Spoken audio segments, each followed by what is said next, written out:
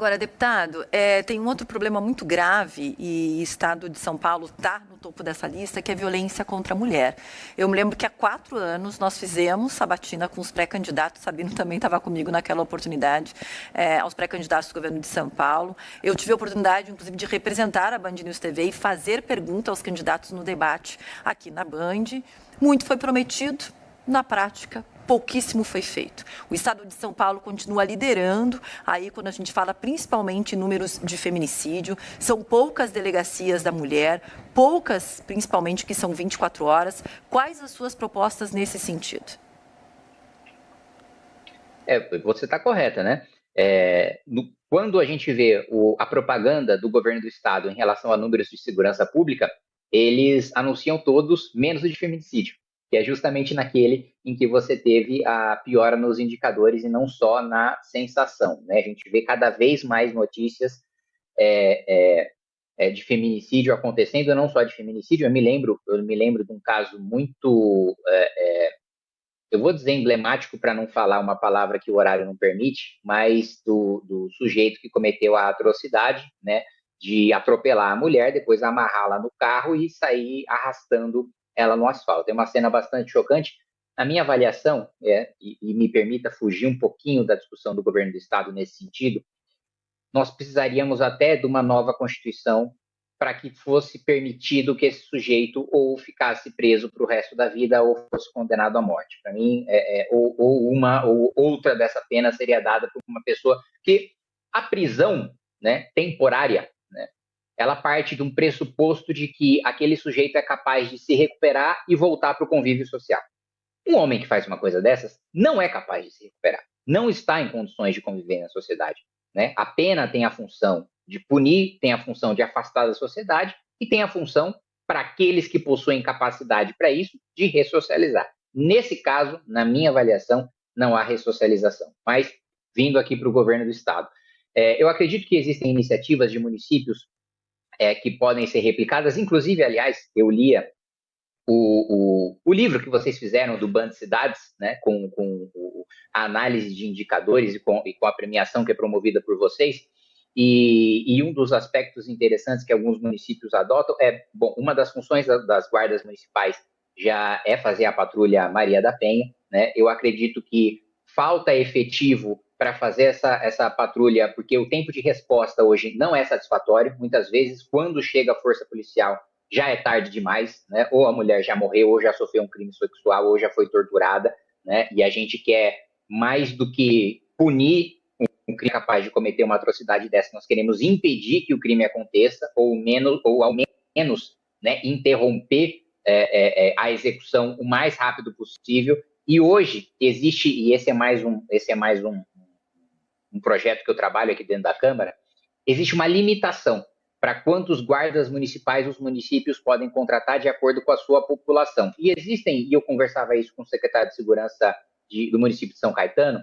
São Caetano, por exemplo, quer contratar mais guardas, tem capacidade financeira e orçamentária para isso, mas não pode por vedação legal. E isso é uma vedação por parte do governo federal. Então, a minha avaliação, existem boas iniciativas dos municípios que podem ser estadualizadas em relação a botão do pânico, em relação a Patrulha Maria da Penha.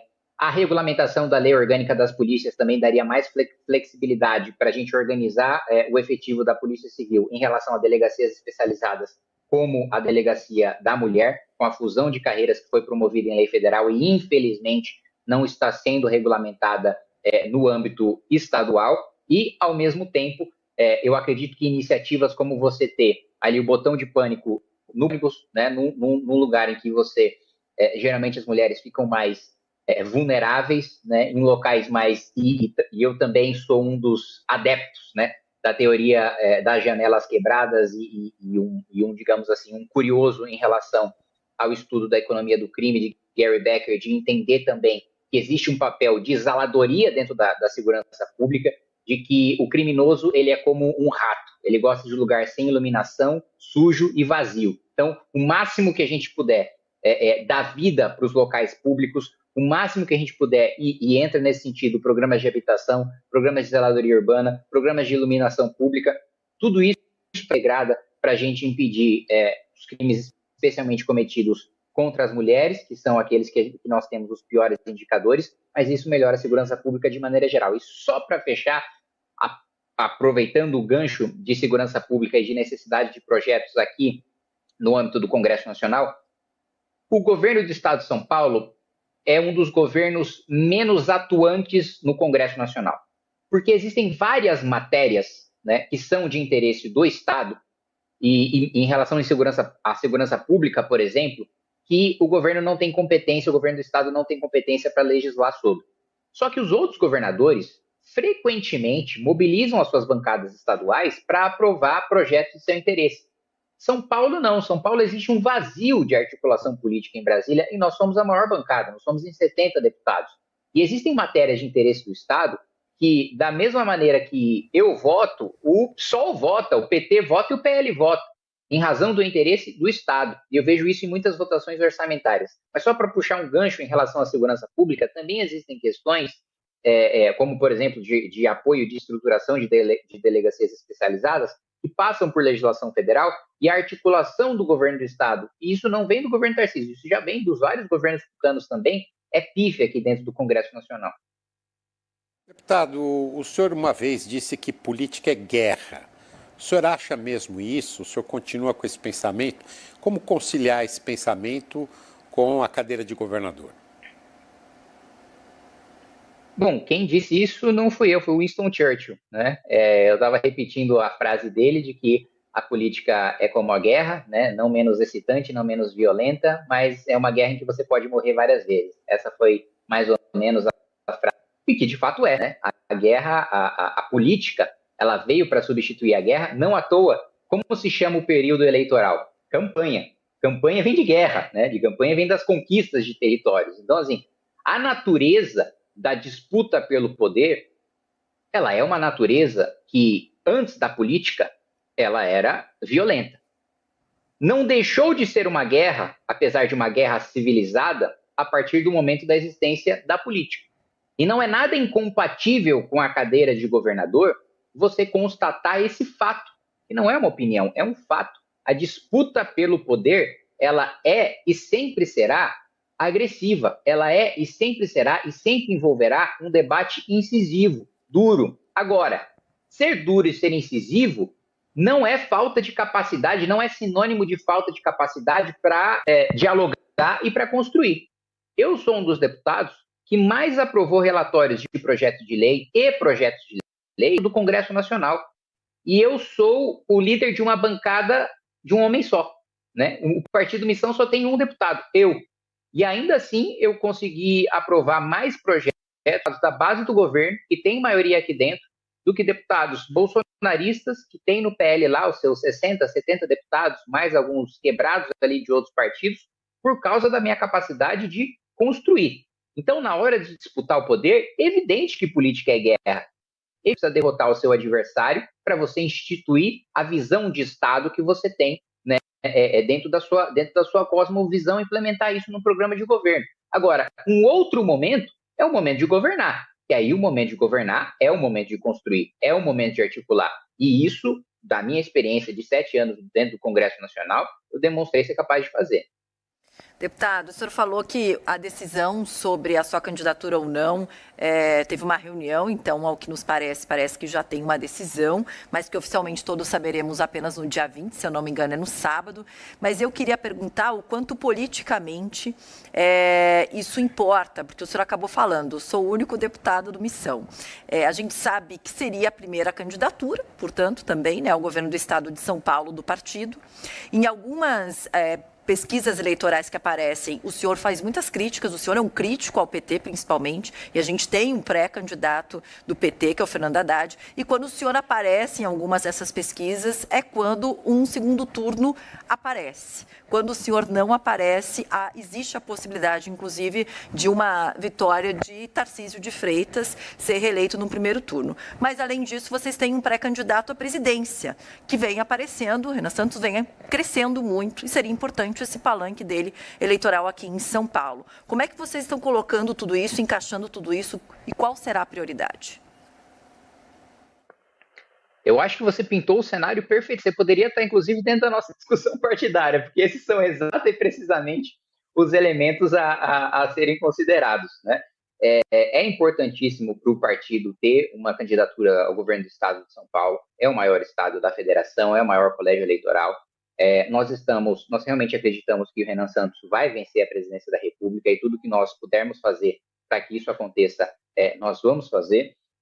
E, ao mesmo tempo, como você colocou, hoje eu sou o único deputado, mas, e alguns dos meus próprios apoiadores, da própria militância do Partido Missão e do Movimento Brasil Livre, uma ala, né, defende que eu venha à reeleição por causa da minha experiência aqui, de poder liderar uma bancada na próxima legislatura, mas eu não tenho essa inquietude, né, de não me reeleger deputado. Primeiro porque eu sei, e eu tenho rodado o Brasil, que nós temos chapas com pré-candidatos a deputado federal muito competentes e que vão vencer, e que não vão deixar nada a desejar em relação à minha atuação aqui em Brasília. Alguns deles, inclusive, não tenho a menor dúvida de que serão bem melhores do que eu aqui dentro do Congresso Nacional. Segundo, porque eu não acho que também a minha participação na chapa de deputado federal seja fatal, né, para o partido. A minha não participação seja fatal, porque, para além de excelentes quadros que nós temos, que devem ser eleitos com votos próprios, o desempenho da candidatura do Renan à presidência da República também deve trazer muito voto de legenda, né? Também deve trazer muito voto daquelas pessoas que não escolhem especificamente o seu candidato a deputado federal, deputado estadual, apenas seguem o mesmo número do partido do seu candidato à presidência da República, e eu acredito que isso vai fortalecer muito o partido, e a gente tem considerado isso nos nossos cálculos. Por outro lado, né, é uma eleição muito difícil, é uma eleição improvável, né? A minha candidatura seria uma candidatura correndo por fora, né, no governo do estado. A gente sabe que é muito difícil vencer de alguém que já está na cadeira e que ainda se encontra no mesmo espectro político do que eu, apesar de um vínculo grande do qual eu me distancio muito que o governador Tarcísio tem em relação ao bolsonarismo, e também de outro vínculo de deixar, e eu jamais deixaria que isso acontecesse num eventual governo meu, de que toda a agenda política do governo do estado fosse tocado pelo Kassab, né? Então, do lado tem uma dependência muito grande e uma subserviência muito grande ao Bolsonaro. Do outro lado, você tem a delegação de articulação política 100% para um dos expoentes do Centrão. Então, em suma, né, o que está, e não é que houve a reunião, haverá hoje à noite, né, a reunião do partido para tomar a decisão e daí anunciar no dia 20. Tudo isso estará na balança, só para colocar para você qual que é o desenho que estará na mesa na nossa reunião de hoje. Muito obrigada por ter participado com a gente por aqui. Foi o primeiro convidado nessa sabatina que a gente está fazendo com os pré-candidatos ao governo de São Paulo. A gente agradece, reunião hoje à noite, então a gente já deve ter a decisão, mas oficialmente, então, no sábado, dia 20. Obrigada, viu? Obrigado, deputado. Eu que agradeço. Um prazer participar.